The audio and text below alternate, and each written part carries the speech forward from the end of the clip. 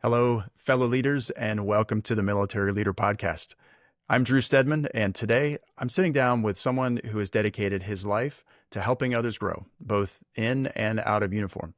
My guest is Cal Walters, a combat veteran, JAG officer, Army Ranger, professor of leadership, and host of the Intentional Leader Podcast, which ranks in the top 1.5% of podcasts globally.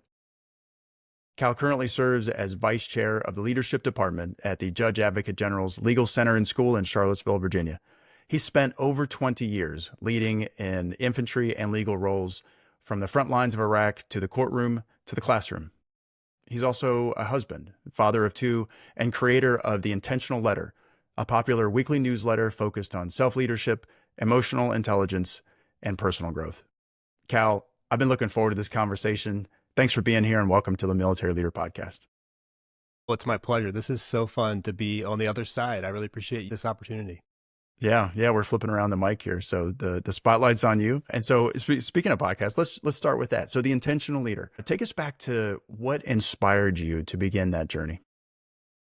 Yeah, so it was back in 2019. I had a long commute. I was living in Georgetown, Texas, stationed at Fort Hood. So I was in the car for about an hour and a half every day. And a friend of mine told me that when he had a commute, he listened to over 100 books. So it kind of inspired me to use that time wisely. And so I started listening to podcasts. I had never really listened to podcasts. And so I was like, let me check this out. So an hour and a half every day in the car. And I gravitated towards leadership podcasts and I started listening to audiobooks. And I would get home at the end of the day. And my wife, who's an incredible leader, probably one of the best leaders I know, I would share what I had been learning on these car rides. And she appreciated it. But after a little while, I think there was one conversation where I got home and I wanted to tell her all about this episode that I just listened to. And she was busy getting dinner ready and probably had been managing all that she manages during the day. And she was finally like, Cal, I love that you're excited to talk about this, but can we just get the kids ready for bed and figure out what we're having for dinner? Maybe you need an outlet to share. And so that's when it hit me. I was like, maybe I do need an outlet to share. And that's when this idea of starting a podcast popped in my head. And when it did, I thought that was something I would really enjoy doing. It was at the time, this was back in 2019, so podcasts maybe weren't as popular. Now it seems like so many people have podcasts, but I had this great idea that I thought would be fun and would be impactful, but that's when the fear kicked in. And I started thinking to myself, well, who would listen? Why would you do that? That'd be weird. I don't know any other Army officers that are doing that. But the idea just wouldn't go away. So finally I started small and I started doing little solo episodes.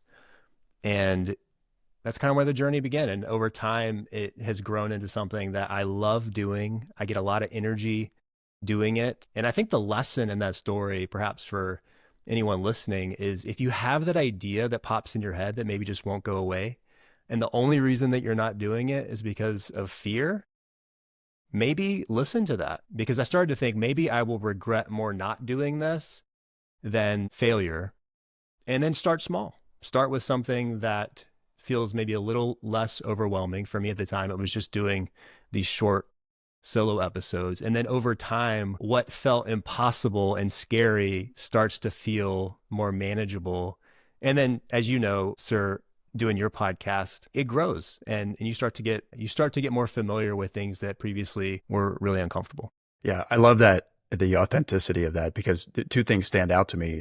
Number one is a common and often a universal truth that our spouses often bring the best things into our life. Yes. And then, 100%. what you're describing, this idea that something is inside of you that's there, that keeps eating at you. I feel like that is linked to this idea in the Army now of elevating their professional dialogue. And I think that's what the Chief of Staff of the Army, General George, is trying to inspire. It's taking that idea or that passion or something that you're committed to and taking that next step forward and to say, how can I bring this into the world in a way that benefits others? And so much of this, it relies on creating the means to do it, whether that's articles or podcasts or a writing program or simply a leader development session within a unit. So, and crossing that threshold into just hitting send, right? Or just hitting publish, as Seth Godin says, it's such a fun journey. Right. Like it is. You probably still get to the fear when you hit publish and you're like, oh man, is it ready? Is it ready? 100%. Yeah. Yeah, 100%. I Yeah. remember when I first started doing the solo episodes, and then my wife again had this idea. She was like, you should reach out to, at the time it was the superintendent of West Point. She's like, you should reach out to General Caslin. Maybe he would do an interview. I was like, no way that General Caslin would ever do an interview on my podcast. And finally I got the courage to send him a note. And immediately he responded. He was like, yeah, absolutely. Let's do it. Here's my admin assistant. We'll set it up. And I was like, oh my goodness, I'm really going to do this. And then next thing I know, I'm hopping on Zoom with General Caslin.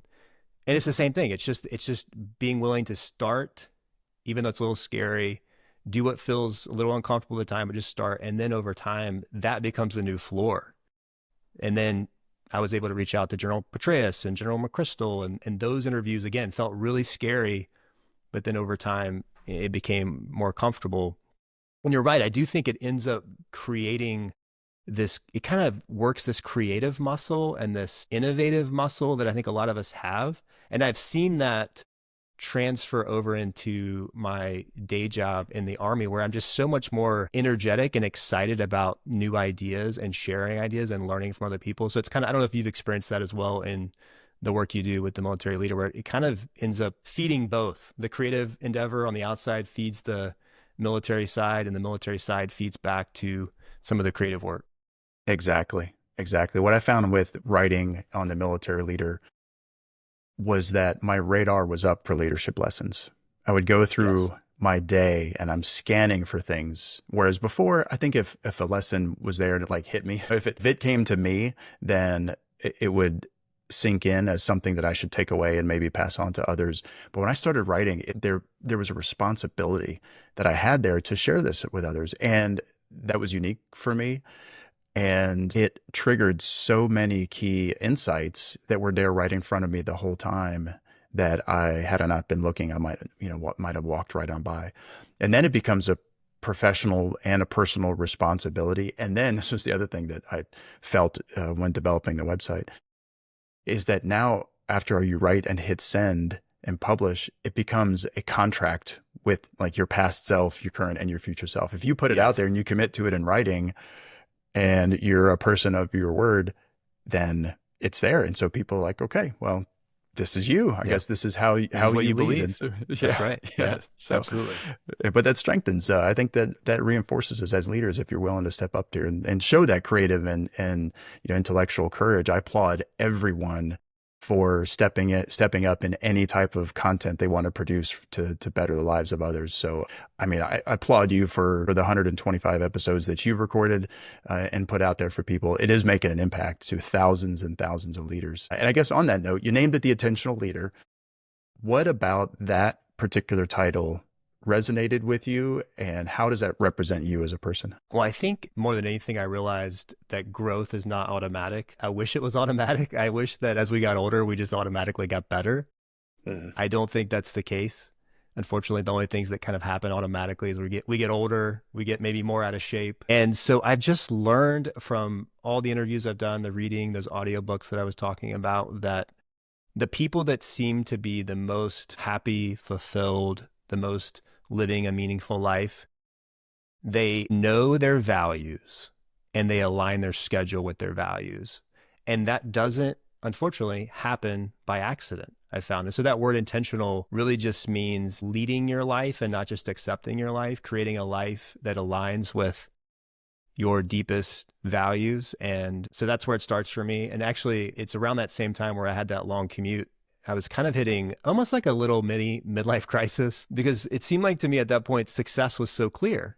In high school, success was clear. Just go to the next grade, get good grades, go to college. I went to West Point. And so at West Point, in many ways, success was kind of preordained. Just get good grades, graduate, branch. And then I branched infantry. So at that point, I was like, okay, well, what do you do as an infantry officer? You go to Ranger School, go to Airborne School, go lead a platoon.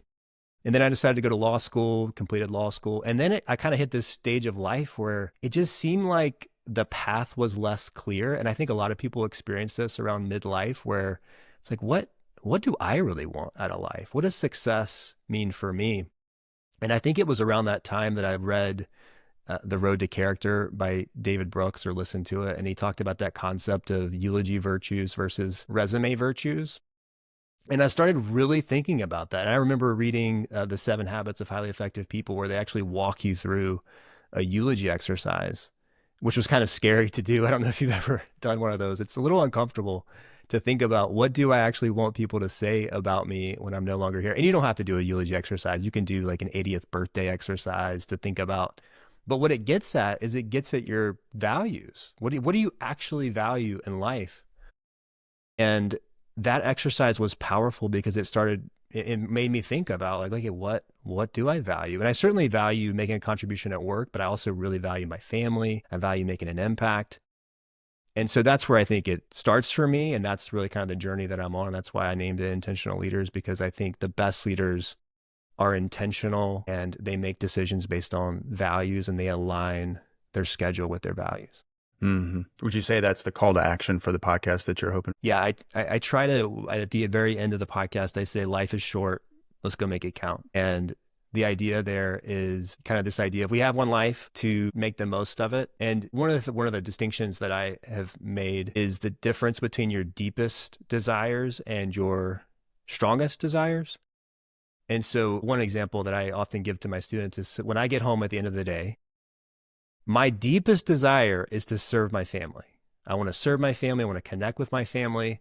My strongest desire is often just to sit on the couch and do nothing and just completely decompress at the end of the day. And so we're constantly throughout our life having to choose between our deepest desires, which are our core values, and our strongest desires. And so I think the intentional leader acknowledges that life is short, and I do want to live a life of meaning and significance. And so I choose my deepest desires more often than not. And it's not about perfection. We make mistakes all the time, but the arc of growth over time, it's not linear, but it is moving in a kind of a weird, motion over the chart. It looks kind of up, down, 2 steps forward, 3 steps back. But eventually, over time, we become better people. We become leaders of character. And unfortunately, I don't think that happens by accident. Yeah. That's exactly right. And without intention, I would submit, it can be a downward path, right? You can succumb to a path that you didn't want to end up on. So, I mean, I immediately resonated soon. The first time I saw the title, I knew, I sensed that. Like, I love the name of that. And I'm a huge fan of John Maxwell, and he's got a whole book on personal growth that says, that's right. It does. He's got the laws, right? It doesn't happen by accident. And so you do have to pay attention to it and inspire growth in others, which I think you're doing with the podcast. What about feedback? How is it resonating with, officers and cadets and leaders out there? What have you heard? When I first started, in order to make it a little less scary, I just said, okay, if one person will get something of value out of this, then it's worth it to me. And I remember even thinking about some of the people that I had in my platoon when I was a platoon leader, of thinking, hey, would this maybe add a little bit of value to the private that I had who joined my platoon and deployed with me? And that made it a little bit less scary. And then I started to hear from some of those people, the one person that I knew who I hadn't connected with for a while, or that one military leader, or a friend, or even someone I never met in my life who sent me an email. And so that started to be the fuel that really got me excited. And then over time, it started to grow. I remember one of my bosses when I was at Fort Bragg telling me, hey, Cal, I didn't know you had a podcast. And then he said, I'm going to start listening to it this weekend. I was like, oh, goodness.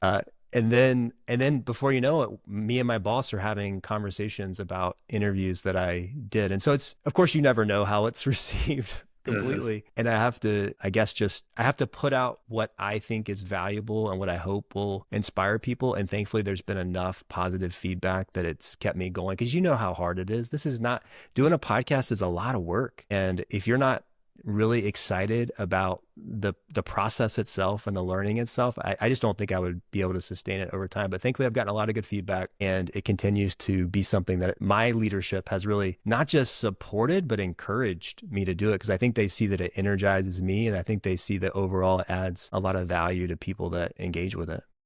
Let me ask you a bit of a personal question about this. And it's about maybe ego with content creation, maybe identity, and it's particularly with the officer role, because we've all seen the people who self-promote, right? Maybe they have a product or something that they like to bring attention to as a way to, and it ends up being a boost to their You know, how in the world do you create a successful podcast and not make it about you? I love that question. I've thought about this a lot. I think you have to know your why, and you have to know it really clearly. So that's the answer. That's the answer I would give is I have to know very clearly, why am I doing this? And for me, it goes back to that idea. I really want to help leaders gain clarity, because when leaders gain clarity, they gain courage. And if leaders then gain consistency over time, they're going to make people's lives better, because when the leader gets better, the lives get better and organizations get better, and then the world gets better. That's my view of kind of the ripple effect of my small little piece is me learning in public, then inspires another leader to grow and to learn,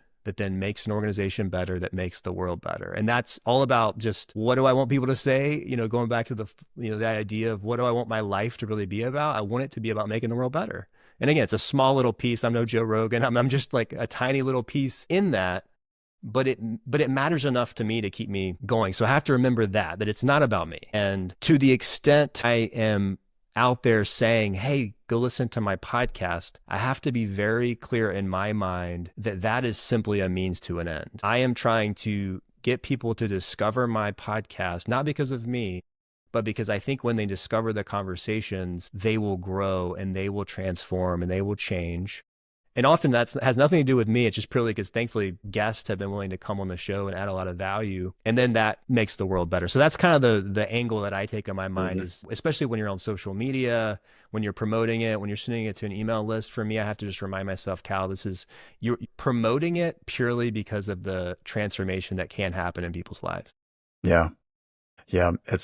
That's a great point. It's this idea that to not share this gift with the world is underserving them, right? You're holding back something that you could improve their lives with. And it's almost a responsibility, a creative, existential responsibility, if you want to think about it that way. But if you have a gift that could serve them and they could enrich their lives, it's almost beholden, right? It's almost a responsibility to get it out there. Yeah, absolutely. So let's talk about this guest for a second. So, 125 or so guests or episodes that you had, or, over 100 guests. What stands out in that journey? What themes arise? What have you learned from it? I love this because this has made me reflect a little bit on some of the guests that I've had. One of the definite themes is self-leadership.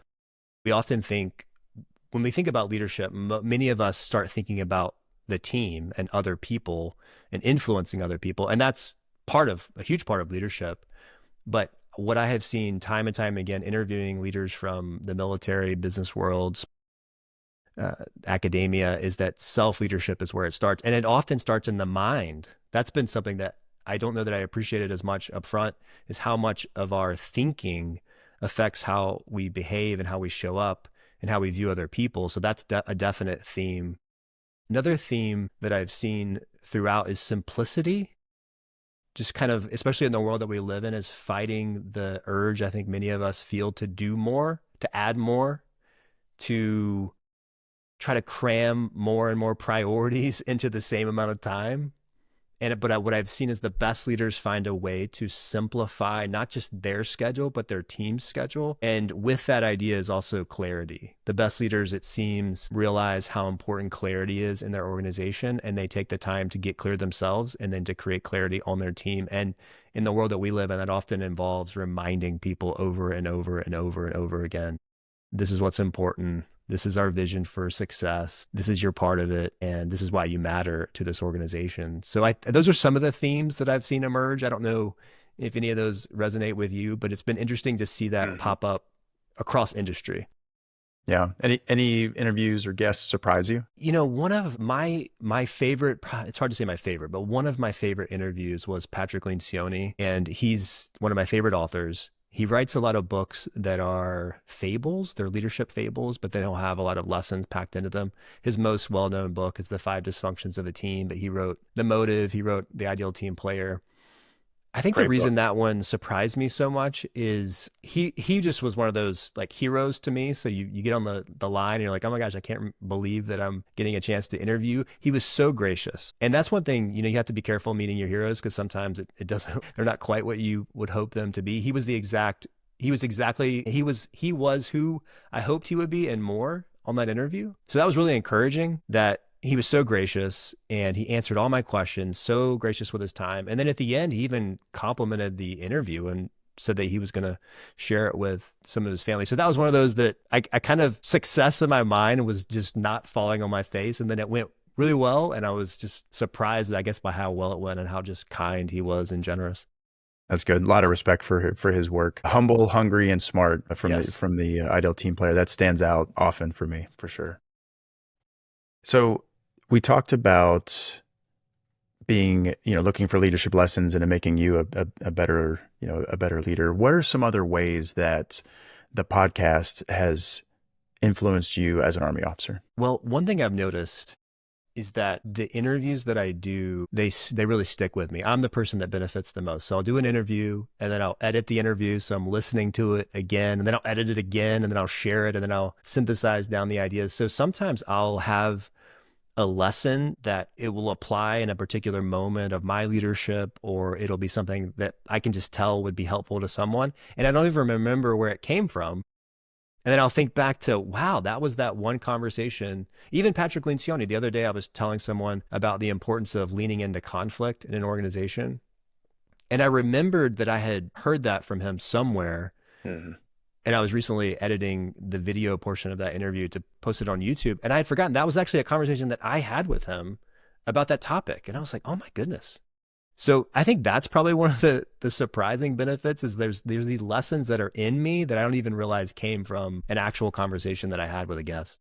Yeah, that's amazing. Very cool. And those seeds that were planted in that conversation are also, that's what I love about this, is that those are planted out in the listeners as well, in the force and companies and institutions. So, I mean, you're at, thousands and thousands of listeners regularly. And so, man, I just applaud you for doing that. Let's focus on your job for a second. And for context for the listeners, Cal is an Army lawyer in the Judge Advocate General's Corps. And a lot of the work that they focus on, unfortunately, revolves around negative incidents, crises, misconduct, moments where leaders or units fall short. It's a reality for many military professionals. And if you're in command or in leadership position, you will have things happen in your command that are just unfortunate. As an example, during one calendar year in brigade command, we had 466 serious incidents.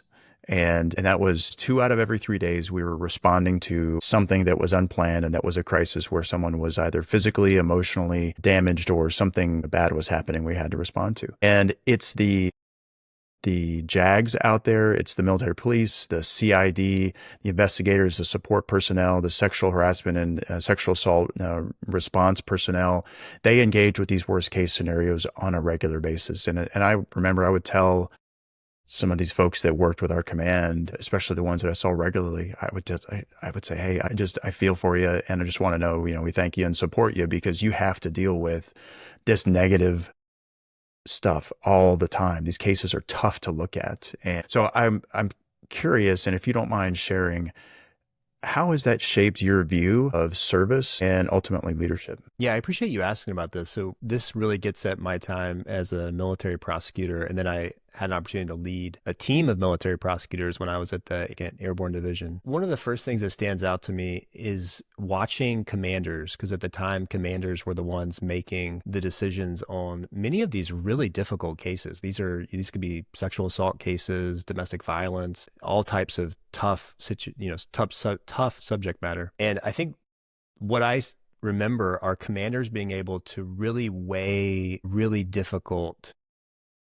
circumstances to make effective decisions. And that's not easy to do. And so that's one thing, is being able to help a commander make a decision and help them understand what the risks are, and then watch that commander take all of that information and then ask incredible questions, even though they're not necessarily trained in the law. But they ask the most insightful questions about, tell me about the soldier, tell me about the victim, tell me about the circumstances, what's their background, why did that happen? And so one thing it made me appreciate is just the decision-making process, and watching commanders who are excellent at making decisions process information and ask those thought-provoking questions to get to the deeper issues. So that's one thing that stands out to me. Also is just, so I had an opportunity to work with General Donahue when I was at the 82nd Airborne Division. And one thing that I took away from that experience is just how much he cares about everyone in his formation. And so these commanders are not making these decisions lightly. They understand the ramifications of misconduct in their formations, and they really care. But they're also willing to make hard decisions, which is what leadership is often all about. And so I really appreciated getting to work with commanders on that front. The other thing that made me think about is just being able to take care of yourself doing really hard things, because you mentioned the subject matter is often really hard. And leading that group of military prosecutors, I had to check in on myself. I had to check in on them. And sometimes your best people, the people that get the most work done, are the least likely to tell you when they're struggling. And so you really have to know your people and ask questions and have your trusted agents that will help you understand, like, hey, that person, I know you want to give them another case, or I know you want to ask them to move up that deadline, but they're kind of maxed out. I know they're never going to tell you that, but so just knowing your people and leading people where they're at, I think was also a big. And because leadership is always hard, it's especially hard when you're leading people who are prosecuting some of the hardest cases out there to prosecute, and they do a really good job, and they have really high standards for themselves. So you're trying to balance that mission accomplishment with them not burning out, you taking care of yourself, and also helping them take care of themselves. It highlights for me how leadership is often, it's a pretty simple formula, but it is not easy. Mm-hmm. It's a high pressure situation, particularly for you all when you're advising, as a judge advocate, right? A brigade judge advocate, for example, advising the commander it could be operational, it could be a training, it could be a garrison decision, and all three of those in the span of an hour. Right. What advice would you share with commanders out there as they are just starting to work with maybe a brigade judge advocate or a lawyer on their JAG on their team or on their staff, that they're just kind of moving into this interaction? What advice would you give them about it? I think the first thing I would say is keeping in mind that you're the decision maker most of the time. I know that things have changed with the Office of the Special Trial Counsel, but oftentimes you're the decision maker, and that judge advocate is really there to give you counsel. They want to help you understand the gaps in the information that you have, and they're really there to help you weigh risk. And that's really, I think, a commander's job, is to look at the different risks and make a decision.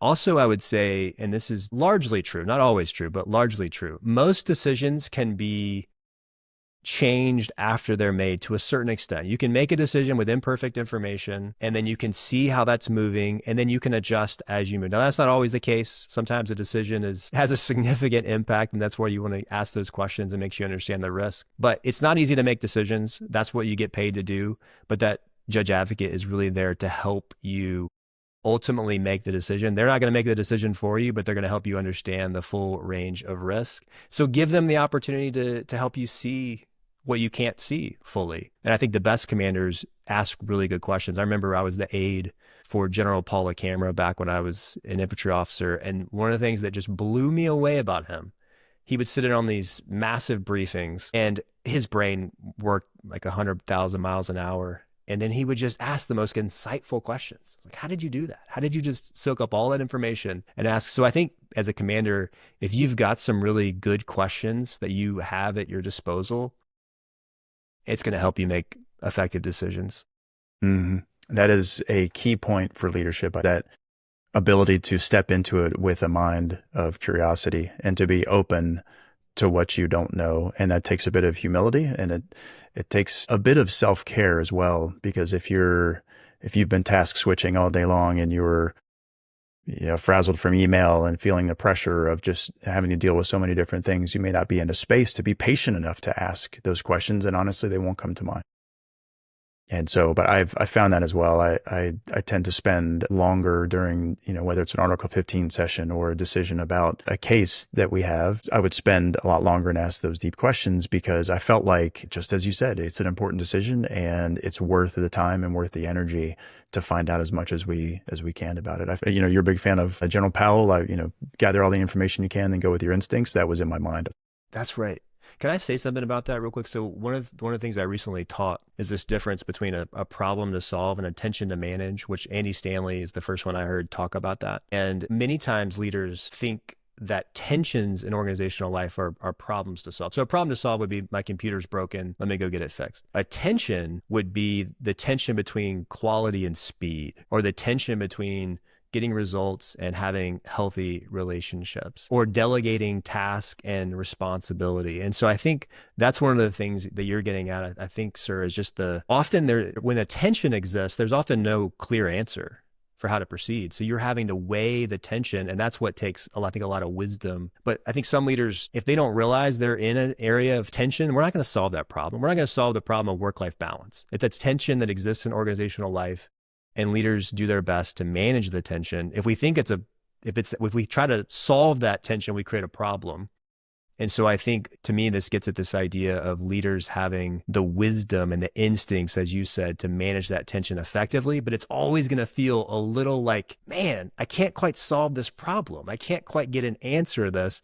And I think that just means you're leading in a sticky area where there's no clear-cut answer, and you just have to use your instincts and your wisdom and the people around you. But it's never going to feel like, okay, great, my computer is fixed, I don't have to worry about that anymore. It's always, I think, going to feel a little like, this is not super clear-cut, but that's leadership. Yeah, that's great insight. And I would say that if a leader is not in that space where they are familiar enough to feel that tension, then they don't know the problem enough. Maybe they don't know the situation enough. Yeah. Yeah, I love that. That's a really good point. Thanks for bringing that up. So let's think about the podcast for a second. Like, next steps. How do you want this to fit into your lasting influence for leaders out there? What's your legacy with Intentional Leader? So one of the things that I've tried to do is think about it long-term as something I love doing. I enjoy doing it. I love learning. I never want to stop learning.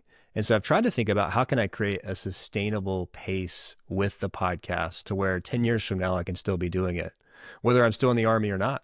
So that's the way I think about it, is that 10 years from now, when you and I are chatting, I hope that I'm still having conversations publicly, still learning in public. I don't even know if podcasts will be a thing. Who knows? Maybe AI will be having the conversations with these people. I don't know. But that's my thought process, is long-term. Legacy is a tough one for me. I remember reading the book Essentialism by Greg McKeown, and he talked about how most people can't name the names of their great-grandparents, which is maybe a way to think about legacy. But he talks about, instead of focusing on legacy, focus on impact, because impact lasts a lot longer than our memories.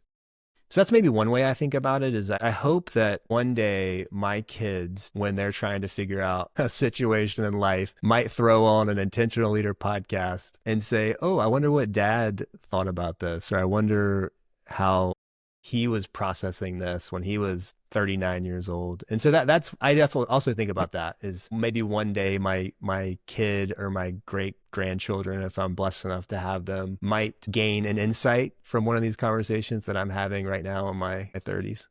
Yeah. Well, honestly, if it's that, fast forward 20 years when they're doing that, they can simply turn to AI and say, give me the best of my dad. That's right. That's out there in public, so I don't have to listen to all, That's 500 hours of podcast. Save them time. Yeah, that's a great point. I'm with you on that. And I think that what you mentioned toward the beginning of the episode, I think rings true, is when that the leaders or the team members that you worked with follow up with you a couple of years later and say, hey, I really appreciated when you took the time to talk with me on that rough day, or when you wrote that letter of recommendation, this is how it panned out. Those are, like you said, the impact moments that I think we all live for. And, we don't always see them, don't always recognize them. And particularly for a leader who is, quite frankly, not all about themselves, you can have an impact on someone's life and not realize it. You can make an impact and you think it's just another day at work, when it really spoke into someone's life, and you don't hear about that until years later. Yeah, absolutely. Those little deposits, that it's like the deposits that are made that you don't ever see, or the little seed that's planted that you may never see. But I think that's the goal, is to plant enough seeds that there's a lot of beautiful fruit that kind of spreads over time and multiplies. Yeah, for sure. Well, that's good. We've said a lot today, right, from the interviews, but maybe what's stuck with you personally from a leader that continues to shape you today?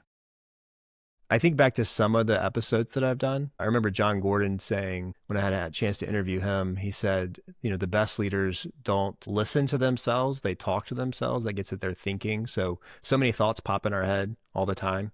Hmm. but they may not be true thoughts and they may not serve us well. And he said the Hmm. best leaders, they have an ability to take captive their thoughts, think about their thinking, which we uniquely can do that. And then they change their thinking to where it's true and it's accurate. And so that's one thing that definitely has stood out to me. I interviewed General Pat Work when I was at the 82nd. He's now the 82nd commander, he's just an incredible leader. And he talks about some of his leadership mantras, which was awesome to just hear those. But one of his leadership mantras is leaders move to friction. And I always come back to that because I think as a leader, we see friction. And at least for me, I sometimes just hope it'll go away. And sometimes it does. But that idea of our instinct when we see friction might be to pull away, but a leader's instinct is actually to move towards it. And it makes me think about this distinction that's been really helpful for me is the difference between nice and kind. I grew up in the South. I have a tendency to be nice. And by nice, I mean someone who doesn't really want to rock the boat, wants to tell people what they need, what they kind of want to hear, wants ultimately to be liked by the people on my team. But what I've realized over time is when I'm being nice, the focus is on me. I want to be liked. Kind, I would distinguish as someone who's willing to put the organization first, put the other people first in order to make the organization better. They're willing to lean into discomfort. And when I'm kind, my focus is not on me. It's on making that other person better. And it's on making the organization better. And so that willingness to move to friction is really about being kind. And you can lean into discomfort. You can have a tough conversation, but still be respectful. And so that's been a helpful framework for me. I'm just like, am I being nice right now and just really trying to focus on people liking me? Or am I actually focused on developing someone else and making the organization better and moving to friction? And I think people can feel our motives too when we're actually trying to make someone better and we're giving them maybe some tough feedback. I think people can feel like, oh, well, he's giving me some tough feedback, but he actually is for me. He wants me to develop. He cares about me versus me, early on in my leadership, I think I was just like, I just want them to like me. And I wasn't conscious of this, but looking back, I think I optimized for being liked probably way too much. It was a lot more likership than leadership. Yeah, right.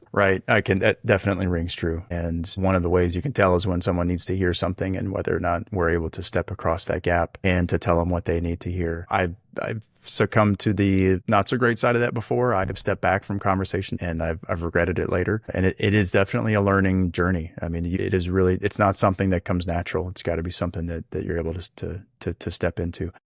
But you're right. And I would say the flip side of that is that you're right. It's not about likership, but how many leaders do we respect that we really don't just like as people? Like, I feel like there's this, you have to have respect you have to like somebody, not in like the popularity way, but you got to like who they are as a person in order to connect with them. Right. That's right. And so there's a balance there.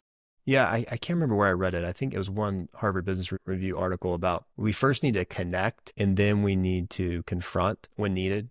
And I do think that it's really more lead first with connection and then competence, I think was the idea, versus sometimes we feel this need to lead with competence and then you sprinkle into some connection. But people respond best to the leaders who they connect with. And often that's just, they connect through our humanity, through our stories, through getting to know people, letting people get to know us a little bit. And then they're more receptive to some of those more competence-based conversations. Yeah, that's right. Well, what a great way to connect today. I truly appreciate this, Cal. This is a lot of insight for leaders. And I just encourage everybody to go listen to the Intentional Leader podcast with Cal. He's got well over 100 episodes that will just pour into your life. It will sustain your commute for months and months. Cal, why don't you tell us where else people can get in touch with you?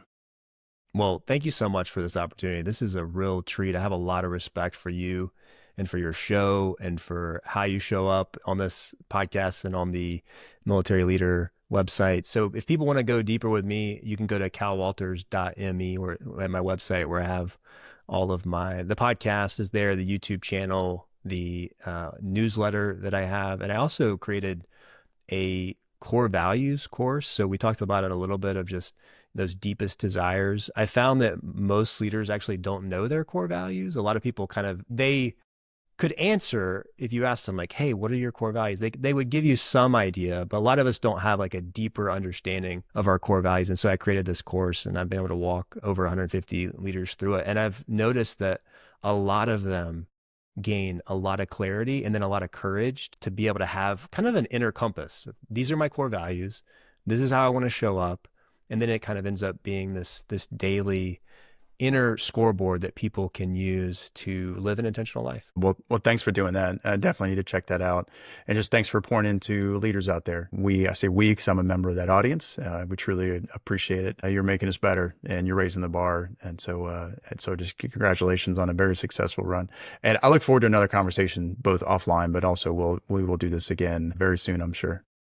Yeah, I look forward to having you on my podcast to talk. This was hard, me answering questions. I kept wanting to ask you questions. So I look forward to getting a chance to ask the questions and learn from you and let my audience benefit from that. So that'll be fun. All right.